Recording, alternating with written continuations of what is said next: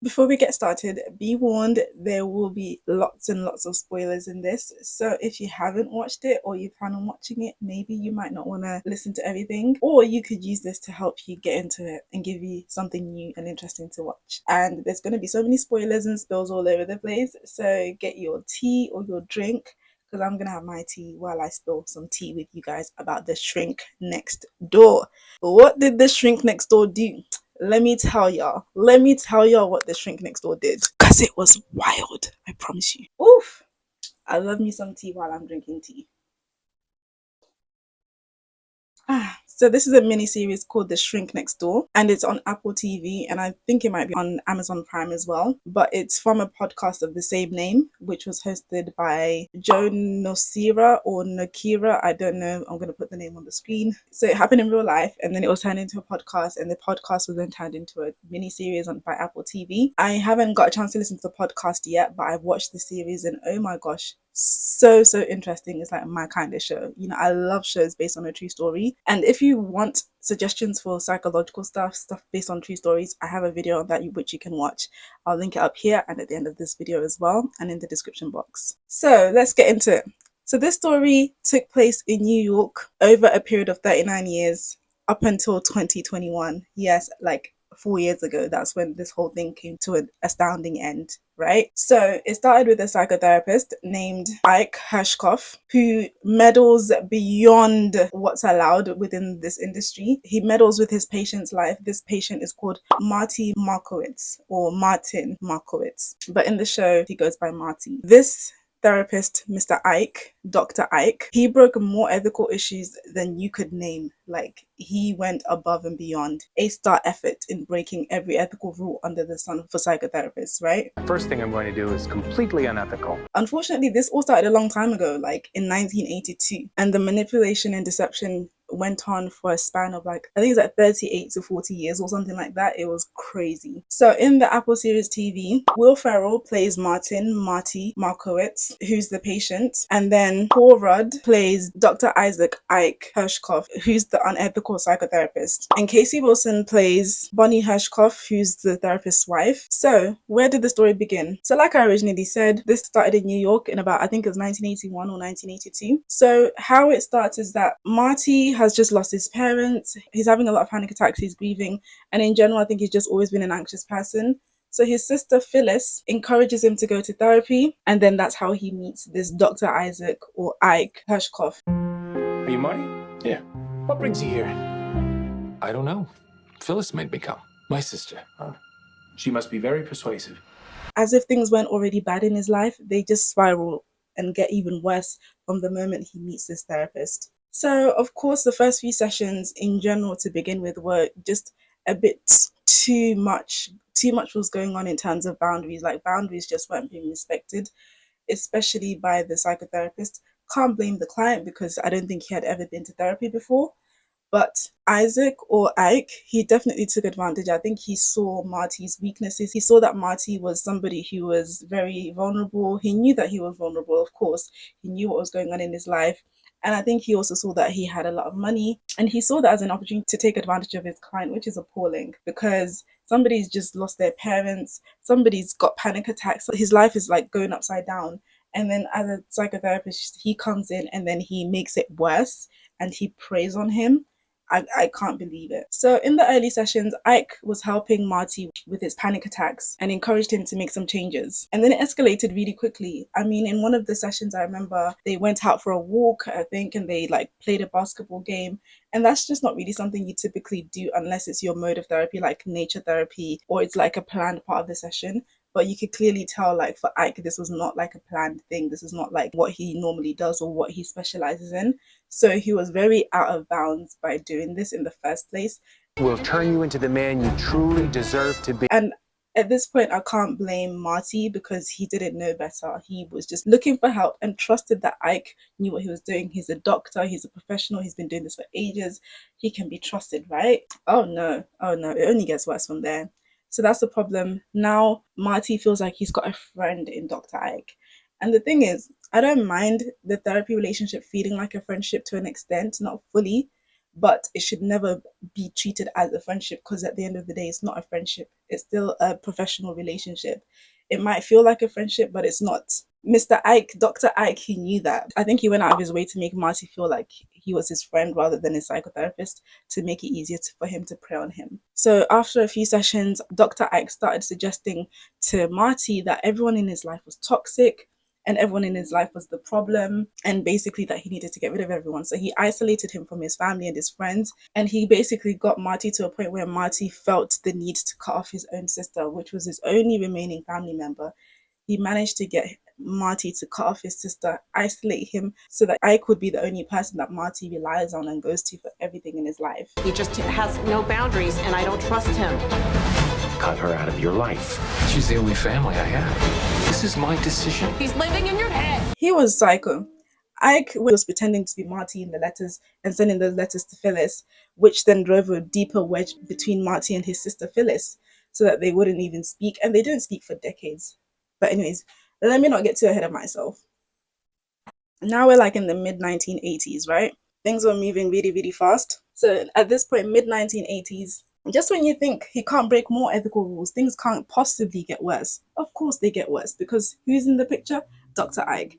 So he's now convinced him to cut his sister off. He's writing fake letters to Marty's sister. Ike convinces Marty to rewrite and change everything in his will to leave it to some charities.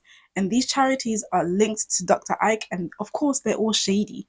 They're all shady charities. And of course, at this point, he already knew that Marty had a lot of money, because Marty was running his family's company and his family's company was doing well. Don't tell me about yourself.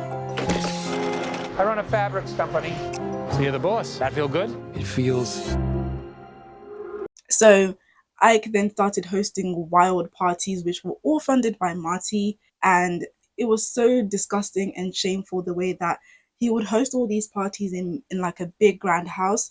And Marty wouldn't even be enjoying himself. Marty would be like the server. He would be like sorting out the food. He would be organizing everything. He'd be serving people, but he wouldn't actually be enjoying the party. And Ike would act as if it was his party, his money, his things. And he would pretend like Marty wasn't even somebody that he knew or respected. And Ike would just basically invite all these really well-known people, celebrities, authors, doctors, really well-known people. And Marty would be like in the corner, basically a servant in his own house. And the houses were not owned by Ike, by the way, either. They were Marty's houses. So much fun. Is that allowed? These homes were Marty's homes, but Ike acted like they were his homes, and he acted like it all belonged to him and his wife.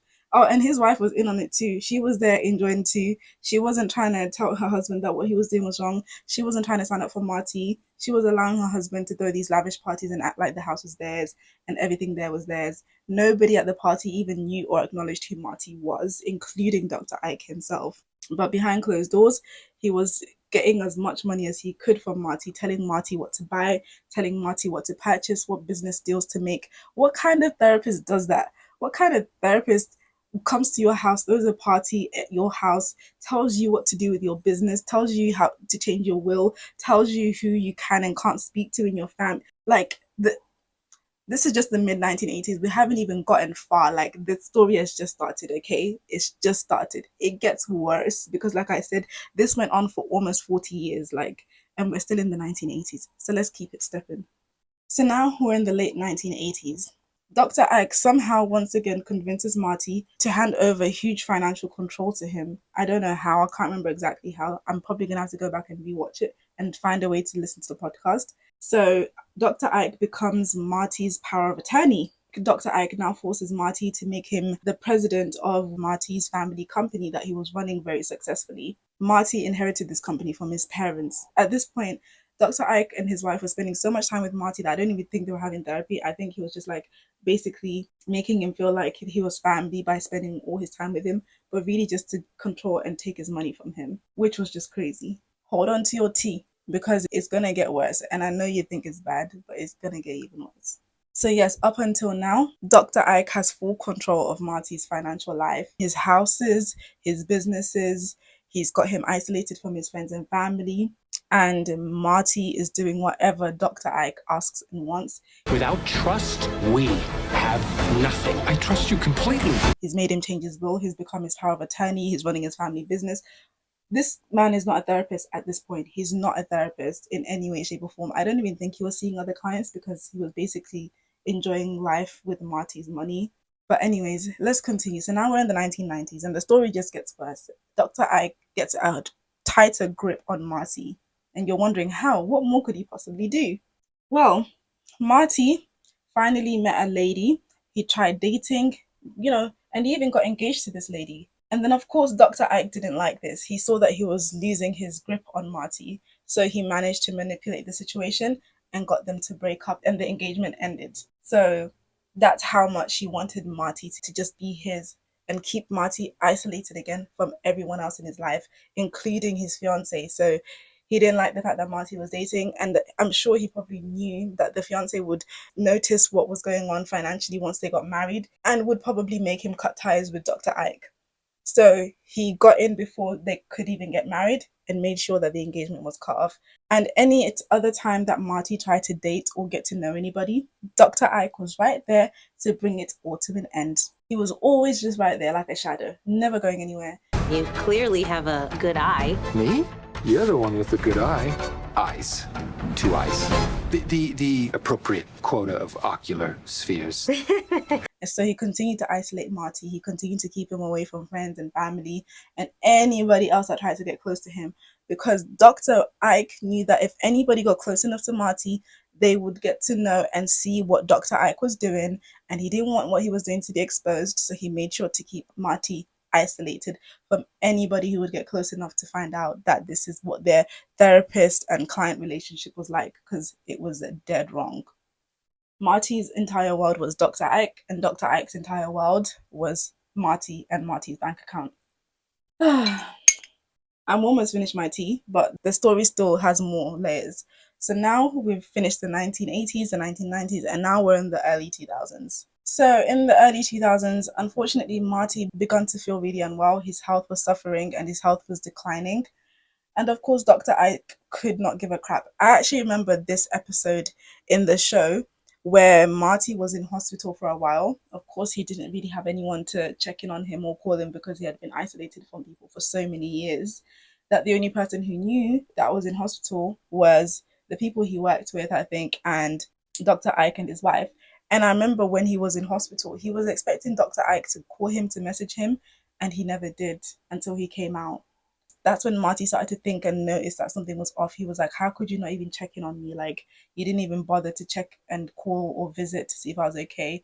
And of course, Dr. Ike, buttered him up, like made up every excuse as to why he hadn't come to see him or check on him. So instead of Dr. Ike helping Marty to get proper medical care, he continued to exploit him emotionally, psychologically, financially. At this point, he was just basically exploiting him in every way possible. And even then, Ike made Marty pay for the renovations of his Manhattan apartment under the guise that it was apparently for Marty's health.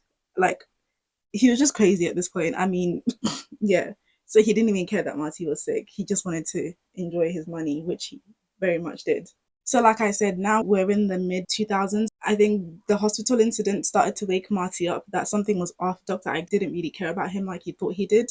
And yes, he never cared. I just wish Marty had seen this a lot sooner.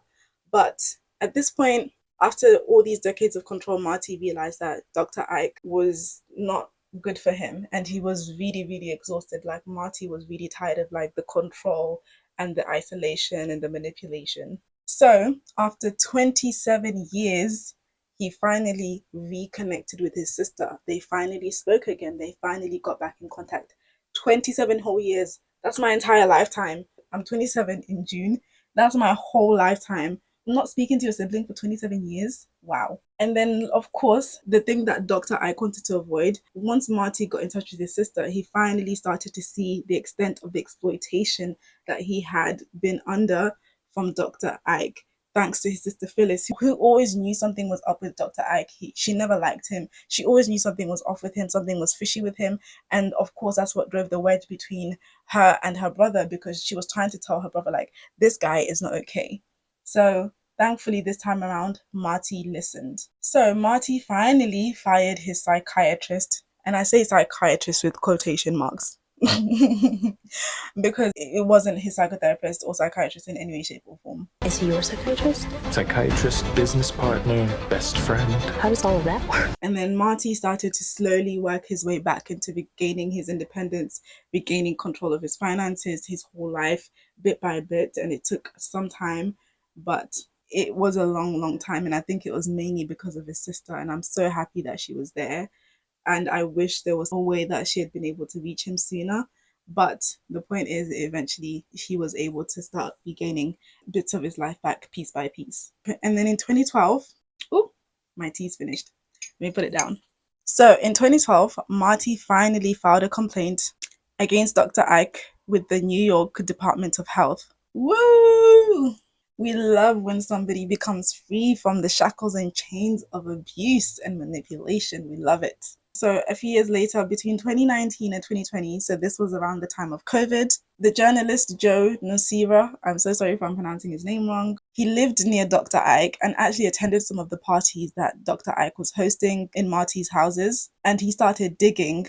And then that's when he found out this whole story. And then he produced what became known as the podcast, The Shrink Next Door, and then became the show, the miniseries on Apple TV, The Shrink Next Door.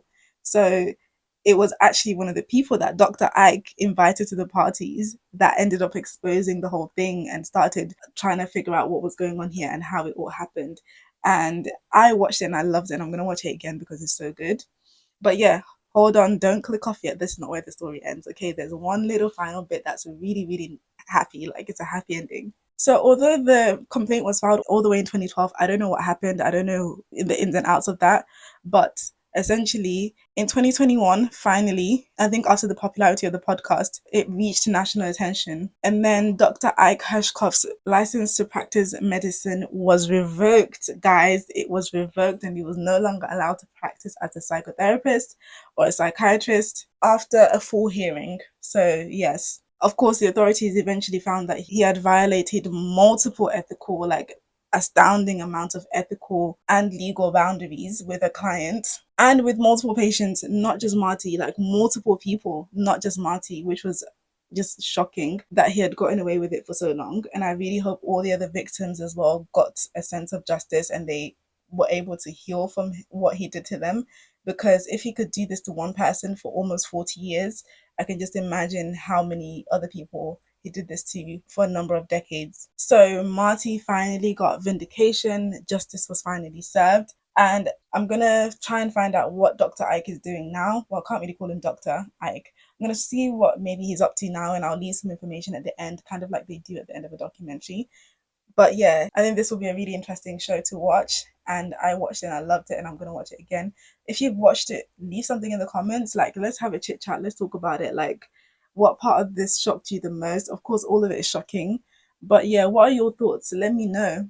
I think as much as this is a really shocking story and is obviously partly for entertainment in terms of the show that was made, I think there's a lot of lessons to be learned here, especially within this industry, that people who come into this industry or who become psychotherapists or counselors tend to be viewed in a really positive light. And unfortunately, a lot of shows do present us in a negative light sometimes, like this one. But I think it's important to note that there are going to be some bad eggs. And I think there's bad eggs in every industry. Some police officers are genuine, some are corrupt, some doctors are really nice people, and then some are murderers and they murder patients. There's going to be a few bad eggs in every batch. In any industry that you go into, no industry has a perfect set of people. But I think it's just important to keep note of you as a client knowing how therapy is supposed to be. There are some videos I make for people going to therapy to understand how therapy should be so that you're not at risk of being exploited, you're not at risk of being manipulated, because it can happen. And the worst thing that we can do as individuals is think that it could never be us, it could never happen to us. And I know too much and I'm too aware and I'm too knowledgeable for it to happen to me. The person doesn't write manipulator on their forehead. They don't have a sign, they don't have a t-shirt saying exploiter. It happens and it's a subtle thing. That's how it works and that's how it's supposed to work. So I hope that we can learn from this as well, to just be wary and to also just make sure you check the credentials of a therapist that you're going to. And even if they have credentials, just listen to your gut sometimes, because even if they have credentials, it doesn't necessarily mean that they have good practice. Follow your heart, listen to your guts, because sometimes your gut could tell you something is off here. And of course, just knowing boundaries. And even if your therapist is the one breaking ethical boundaries, you can call them out on it. You can tell them that no, you can walk away from that relationship.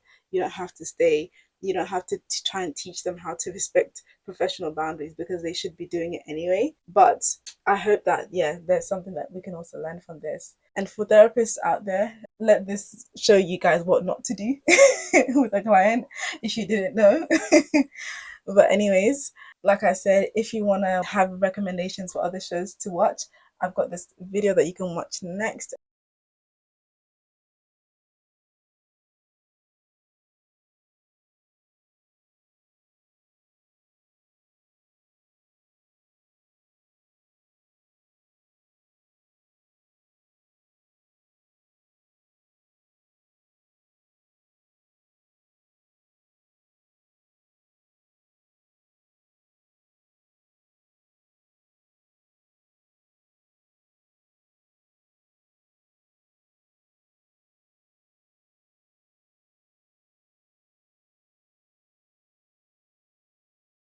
And I'll see you. Good night or good day, wherever you're watching from. Bye, guys.